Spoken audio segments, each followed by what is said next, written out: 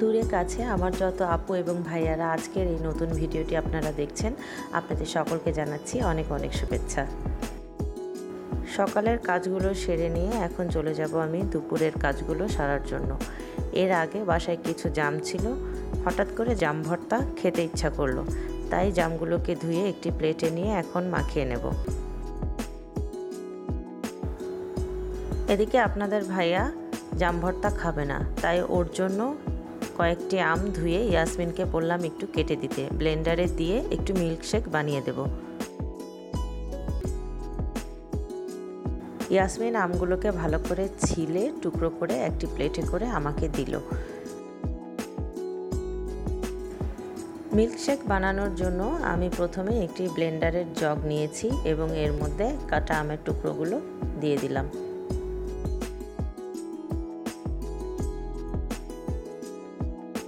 এখন এখানে আমি দিয়ে দিব গুঁড়া দুধ।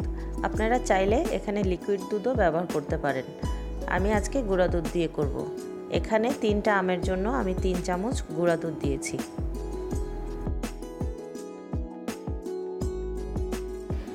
এরপর এর মধ্যে আমি দিয়ে দিব ট্যাং, যেটা আমরা শরবত করে খাই। এখানে আমি 2 টেবিল চামচ ট্যাং দিয়েছি। এরপর দিয়ে দেব চিনি। চিনিটা আপনারা আপনাদের স্বাদ মতো দিতে পারেন, যে যতটুকু মিষ্টি খেতে চান। আমি এখানে অল্প করেই দিয়েছি কারণ আমটা ছিল অনেক মিষ্টি। এর মধ্যে আমি এখন দিয়ে দিব ফ্রিজের ঠান্ডা পানি।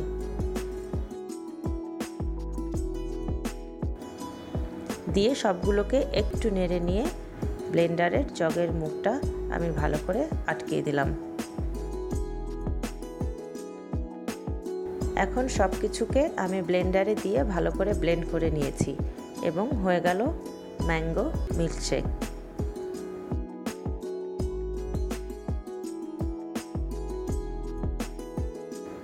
এখন এটা গ্লাসে নিয়ে একটি সুন্দর স্ট্র দিয়ে পরিবেশন করুন ম্যাঙ্গো মিল্কশেক। চাইলে আপনারা এর মধ্যে বরফের টুকরাও দিতে পারেন। আমি ঠান্ডা অত খাবো না, তাই আমি আর বরফ ব্যবহার করিনি।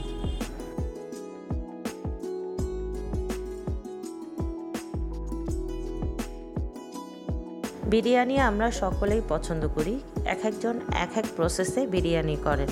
আজকে আমি সবচেয়ে সহজ এবং খুব তাড়াতাড়ি রান্না হয়ে যাবে এই উপায়ে বিরিয়ানি রান্না করে দেখাবো। বিরিয়ানির মধ্যে আলু আমরা অনেকেই পছন্দ করি। বিরিয়ানিতে আলু দেওয়ার জন্য প্রথমেই আমি যে আলুগুলো কুটে রেখেছিলাম সেগুলো একটি প্যানে একটু হালকা করে ভেজে নিচ্ছি। আলুর 2 পিঠ ভালো করে ভাজা হয়ে গেলে এগুলোকে আমি উঠিয়ে নিয়ে এই তেলের মধ্যে যে ডিমগুলো সিদ্ধ করে রেখেছি এগুলো একটু এপিট ওপিট ভেজে নেব। ডিমগুলো আমার ভাজা হয়ে গেছে, এখন আমি ডিমগুলোকে উঠিয়ে নিচ্ছি। এখন যে হাঁড়িতে আমি বিরিয়ানি রান্না করব সেই হাঁড়িতে তেল এবং ঘি দুটো আমি মিক্সড করে দিয়েছি, দিয়ে চুলায় বসিয়ে দিয়েছি। তেলটা একটু গরম হলে এখানে আমি দিয়েছি 2 টুকরা দারচিনি এবং তেজপাতা, দিয়ে একটু ভেজে এর মধ্যে দিয়ে দিয়েছি পেঁয়াজ। এখন পেঁয়াজটা একটু লাল করে ভাজা হয়ে গেলে এর মধ্যে দিয়ে দেব পেঁয়াজ বাটা।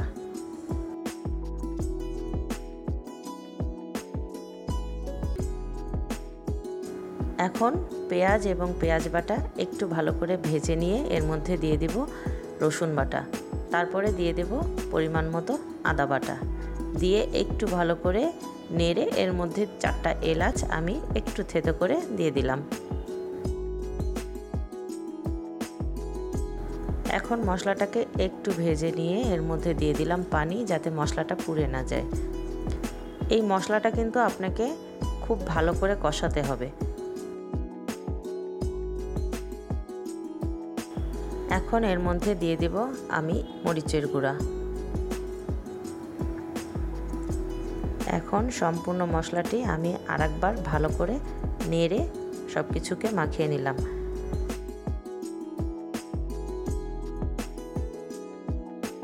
কথা বলতে বলতে আমার মশলাটি কিন্তু রেডি হয়ে গেছে।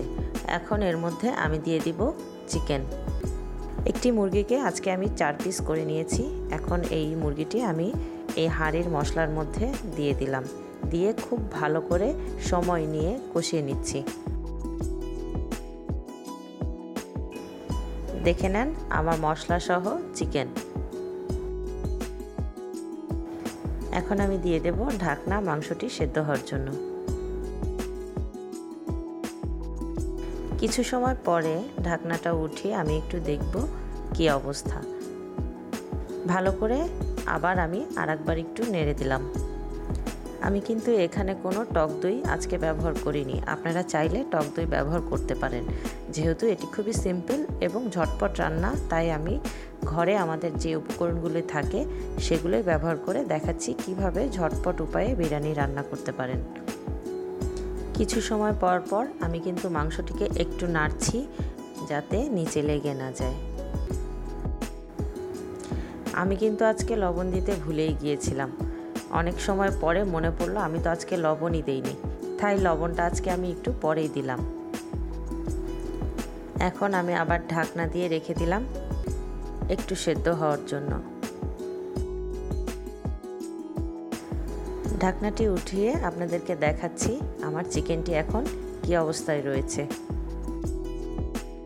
এখন একটি চিকেন বিরিয়ানির মশলা আমি কাপে করে গুলিয়ে নিয়েছি এবং আমার এই মাংসের ভেতরে দিয়ে দিলাম, দিয়ে একটু ঢেকে রাখবো যাতে ফ্লেভারটা মাংসের মধ্যে চলে যায়। আমার মাংসটি যখন হাফ ডান হয়ে গেছে আমি কিন্তু বিরিয়ানির মশলাটা তখনই দিয়েছি।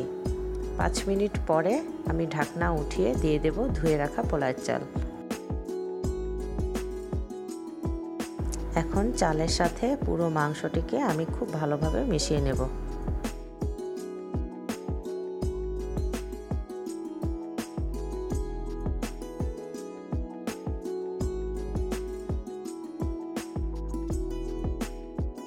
এখন ভালো করে নেড়ে নিয়ে এর মধ্যে দিয়ে দেব আমার ভেজে রাখা ডিম এবং আলু। এরপরে আমি এর মধ্যে দিচ্ছি গরম পানি। এখন সব কিছুকে ভালো করে আরেকবার একটু নেড়ে নিয়ে দমে বসিয়ে রাখব। এখন সব কিছুকে ভালো করে নেড়ে এর মধ্যে আমি দিয়ে দিয়েছি গুঁড়া দুধ। গুঁড়া দুধের সাথে বিরিয়ানির পানি এবং চাল খুব ভালো করে মিশিয়ে নিলাম। এরপরে আমি ঢাকনা দিয়ে এটিকে মিডিয়াম আঁচে এটাকে একটু বসিয়ে রাখব।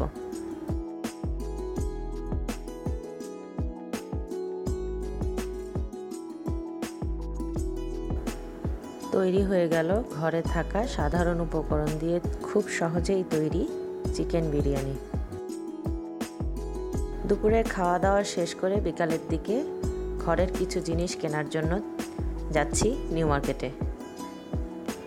আজকের ওয়েদারটা কিন্তু অনেক সুন্দর ছিল, গরম থাকলেও বাইরে বাতাস ছিল। ঘরের মধ্যে যে গরমটা লাগছিল বাইরে গেলে কিন্তু অতটা গরম লাগছিল না, তাই ওয়েদারটা আমার কাছে অনেক ভালো লাগছিল।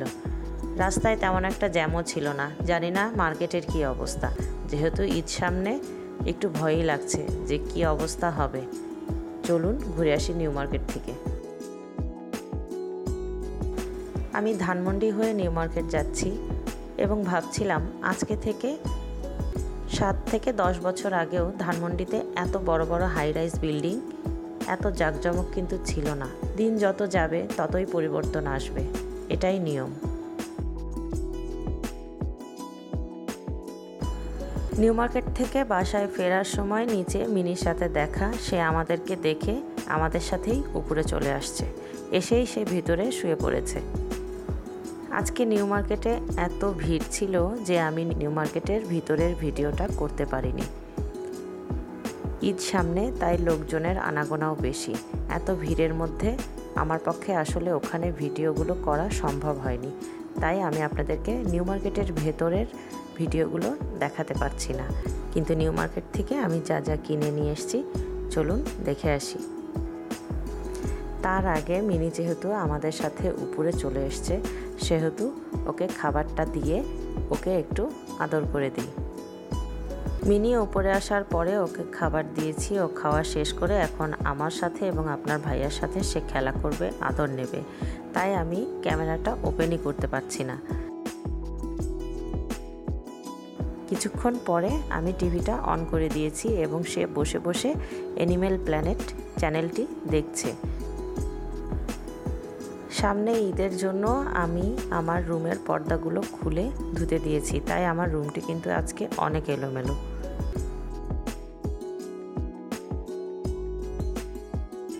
আজকে নিউ মার্কেট থেকে যে জিনিসগুলো আমি কিনেছি এর মধ্যে একটি হচ্ছে আমার ডাইনিং টেবিলের রেক্সিন। এটার সাথে গোল্ডেন কালারের পাড় লাগানো আছে। এটি 6 চেয়ারের টেবিলের জন্য একটি রেক্সিন। এটা আমার কাছে 500 টাকা নিয়েছে। এই জিনিসটা হচ্ছে হিট প্যাড। এটা ডাইনিং টেবিলে গরম খাবার রাখার জন্য আমি কিনেছি। এরকম কিন্তু পাপোশও আছে, আপনারা আবার মনে করবেন না যে এটা পাপোশ। এটা কিন্তু ডাইনিং টেবিলের উপরে গরম খাবার রাখার জন্য যে আমরা ছোট ছোট বিভিন্ন ধরনের বাঁশের অথবা ফাইবারের যে আমরা হিট প্যাড ব্যবহার করি ওই ধরনেরই মোটা কাপড় দিয়ে বানানো। এতে করে গরমটা আপনার সরাসরি কাঁচের টেবিল হলে সেখানে লাগবে না। এই হিট প্যাডটি আমার কাছে নিয়েছে 250 টাকা। এই হিট প্যাডটি কাশ্মীরি কাজ করা এবং অনেক মসৃণ, হাত দিলেও এটা হাতে বাঁধে না। এরপর আমি কিনেছি আমার ডাইনিং টেবিলের জন্য রানার এবং টেবিল ম্যাট সহ একটি সেট। এখানে 6 চেয়ারের জন্য 6টি টেবিল ম্যাট এবং একটি ডাইনিং টেবিলের জন্য একটি রানার রয়েছে। এটার দামটা আসলে ঠিক কত নিয়েছে আমি ভুলে গিয়েছি, কারণ আমি অনেক জিনিস একসাথে কিনেছিলাম, তাই আমি আসলে সঠিকভাবে বলতে পারছি না এটা আমি কত টাকা দিয়ে কিনেছিলাম। আমি এখানে আরও একটি টেবিল ম্যাটের সেট কিনেছি। এখানে 6 চেয়ারের জন্য 6টি টেবিল ম্যাট এবং একটি রানার রয়েছে। এটা পেস্ট কালারের উপরে গোল্ডেন কাজ করা। এটার দুই পাশে কিন্তু দুই ধরনের ডিজাইন মনে হবে, এই পাশে এক ধরনের এবং এই পাশে আর এক ধরনের। আপনারা এই ম্যাটগুলো কেনার সময় একটু খুলে ভালোভাবে হাত দিয়ে চেক করে নেবেন, এটার কিন্তু দুই ধরনের কোয়ালিটি আছে। এই 7 পিসের এই সেটটা আমার কাছে 800 টাকা নিয়েছিল। আমার করিডোরের সামনে দেওয়ার জন্য আমি এখানে একটি ম্যাট কিনেছিলাম। এগুলোকে কাশ্মীরি ম্যাট বলা হয়। এই ম্যাটটি এত সফট এবং সামনাসামনি এর ডিজাইনটা এবং কালার দেখতে এত সুন্দর যে আমার এটি দেখেই চোখে লেগে গিয়েছিল। দেখুন এর কাজগুলো কি সুন্দর। এটি আমি কিনেছিলাম আমার কার্পেটের সাথে ম্যাচিং করে। কালারটা প্রায় কাছাকাছি ছিল, তাই আমার দেখে মনে হলো আমার কার্পেটের সাথে সামনে এটা ভালো লাগবে, তাই আমি নিয়েছি। এবং এটা কিন্তু অনেক মসৃণ। এটা আমার কাছে 1000 টাকা নিয়েছে এবং পিছনের অংশটুকু কিন্তু স্লিপারি নয়, তাই আপনি এর উপরে দাঁড়ালে বা বাচ্চারা দৌড়ালে স্লিপ করবে না। এই জিনিসটি আমার অনেক পছন্দের এবং অনেক শখের একটি জিনিস। এই জিনিসটি কেনার জন্য আমি এর আগেও আরও 2 বার আমি নিউ মার্কেটে গিয়েছি মনের মতো একটি ডিজাইন খোঁজার জন্য। 2 দিন খুঁজে আমি পাইনি, আজকে দিয়ে 3 দিনের দিন আমি একটি ডিজাইন আমার ভালো লেগেছে, তাই নিয়ে আসছি। চলেন দেখে আসি জিনিসটা কি। এটি একটি স্টোনের কাজ করা সিনারি। এটি আমি আমার বসার ঘরের জন্য কিনেছি। এটি ফ্রান্সের একটি ছবি, এর উপরে স্টোন বসানো এবং এগুলো কিন্তু মেটালের উপরে করা এবং উপরের যে স্টোনগুলো আপনারা দেখছেন এগুলো কিন্তু সহজেই পড়ে যায় না। এই ছবিটি আমার কাছে 6500 টাকা চেয়েছিল। অনেক সময় নিয়ে দোকানদারের সাথে দামাদামি করতে করতে আমি 4000 টাকায় এটি কিনেছি। আপনারা যখন নিউ মার্কেট কেনাকাটা করতে যাবেন অবশ্যই দামাদামি করে নেবেন। এরপর আমি কিনেছি একটি সার্ভিং ডিশ। এই সার্ভিং ডিশটির কিন্তু অনেক ওয়েট এবং এটি আমার কাছে 1800 টাকা নিয়েছে। এটি তেমন একটা বেশি বড় না, মোটামুটি সাইজের। মার্কেটের প্রত্যেকটি দোকানদার তাদের জিনিসপাতির দাম বাড়িয়ে দিয়েছে। তাদের একটাই কথা, তাদের এলসি বন্ধ হয়ে গেছে, তারা প্রোডাক্টগুলো ইম্পোর্ট করতে পারছে না, তাই প্রত্যেকটা জিনিসের দাম বেশি। এরপরে এর থেকে বড় আমি আরেকটি সার্ভিং ডিশ কিনেছি। এটি মেনলি আমি রাইস ডিশ হিসেবেই কিনেছি। আপনি চাইলে এখানে বেশি মানুষ হলে এর মধ্যে রোস্ট বা রাইস আপনার প্রয়োজন অনুযায়ী আপনি এটিকে ব্যবহার করতে পারেন। এই ডিজাইনটা আমার কাছে সিম্পলের মধ্যে অনেক ভালো লেগেছে এবং এটি সাইজেও একটু বড়। এটা আমার কাছে 2900 টাকা নিয়েছে। এরপর আমি একটি কিনেছি কেক স্ট্যান্ড। এটিকে চাইলে আপনারা চাইলে এতে করে আপনারা বিভিন্ন মিষ্টি, কেক অথবা বিভিন্ন ডেজার্ট সার্ভ করতে পারেন। এটি 2 থাকে, একটি বড় এবং আরেকটু ছোট সাইজের। এই স্ট্যান্ডটি এখন খোলা আছে, এটাকে স্ক্রু দিয়ে এবং বিভিন্ন পার্ট বাই পার্ট সেট করতে হবে। এই স্ট্যান্ডটি কাচের এবং উপরের যে গোল্ডেন অংশটুকু দেখছেন এগুলো কিন্তু খোলা যায়। আপনার এটি নোংরা হয়ে গেলে উপরের অংশটি খুলে আপনি কাচটাকে পরিষ্কার করতে পারবেন। এই স্ট্যান্ডটি আমার কাছে 1900 টাকা নিয়েছে।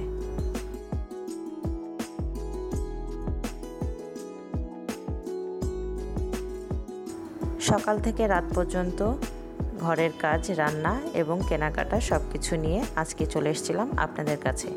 আজকে এই পর্যন্তই শেষ, দেখা হবে পরবর্তী ভিডিওতে।